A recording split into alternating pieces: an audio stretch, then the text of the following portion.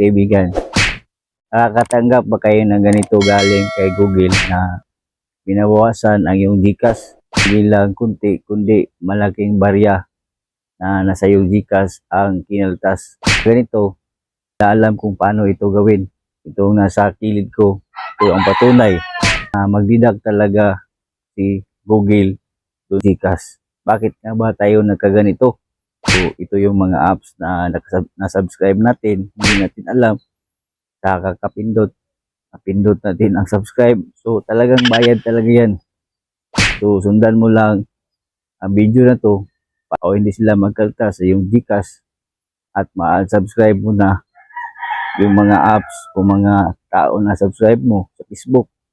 Katanungan ka kaibigan, comment section at kung bago ka pa lang, click ang follow button sa tabi ng pangalan ko para update ka palagi sa ating video. At i-subscribe mo na rin ako para personal mo kung ma-message sa mga ganito nating tutorial. Para magandang buhay sa ating mga kaibigan. So welcome sa ating pagtuturo. So ganito ang gawin kaibigan kung naka-receive ka ng mga ganitong trouble sa iyong Google na dinidakan ang iyong GCash. So sayang naman, pinaghirapan natin. So, hindi mo ito mamalayan kaibigan kasi nga sa dami natin pipindutin doon sa ating phone ay napindot natin yung may bayad pa. So ganito ang gawin. Hanapin mo lang ang Play Store. Dito sa yung Play Store, itap itong Gmail profile sa ibabaw. At dito, piliin mo lang itong payments and subscription. Tap natin itong payment methods. Paloob yung GCash natin kung sakaling magbabayad tayo at talagang legit na magakaltas kasi nga legit yung GCash. Okay, so mag-back tayo. Dito natin makikita sa subscription. Paalala ko sa iyo kaibigan, pwede nating ma-refund ang ating mga GCash, yung mga kinakaltas ni Google doon sa ating GCash. Okay?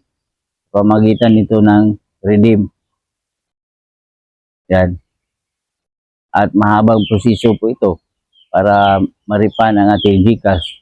So, mag-comment yan lang sa ibaba para gawa natin ng tutorial kung paano ma-refund yung GCash na kinaltas doon sa iyong phone galing kay Google. So, itap na natin ang subscription.